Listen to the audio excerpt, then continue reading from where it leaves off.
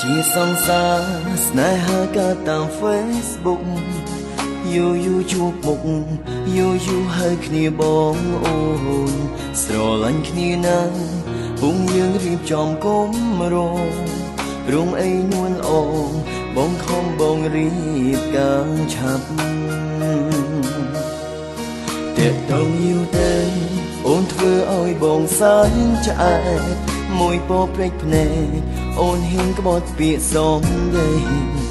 អូនលែងតែតងស្ងួនខូចផ្លាស់ប្ដូរលេខថ្មី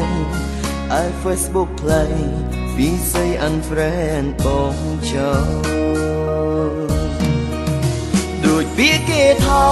ស្នេហានៅតាម Facebook មិនអាចគិនទងថាវាជារឿងសំខាន់គួរក្បាលចាំក្រលៀបភ្នែកឆ្វេងភ្នែកស្ដាំត្រូវកត់ចំណាំកុំឲ្យជឿចាប់ថ្ងៃក្រោយប្លុកបងចោលទៅកុំឲ្យសើចឃើញអូនទៀតពេលនឹងប្រហែលអូនមានសងសាថ្មីហើយបងស្ដាយខ្លាំងដែរព្រោះបានដាក់ចិត្តនឹងស្នេហ៍ក៏ប៉ុន្តែបងអាចកាត់ចិត្តជប់ខ្វល់បាន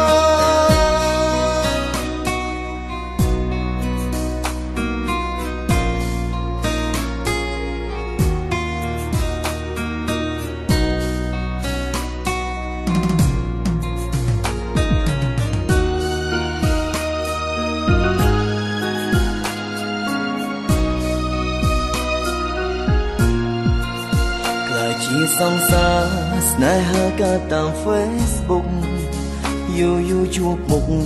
យូរហើយគ្នាបងអូនស្រឡាញ់គ្នាណាស់ពុំយើងរៀបចំគុំរងរងអីនួនអងបងខំបងរៀបការឆាប់តែតងយូរទៅអូនធ្វើឲ្យបងសែនឆ្អែតមួយពោព្រេចភ្នែកអូនហ៊ានក្បត់ពាក្យសំដីអូនលែងតែតងស្ងួនខូចផ្លាស់ប្ដូរលេខថ្មីឲ្យ Facebook ផ្លៃពីស្អី unfriend បងចោលដូចពាក្យគេថា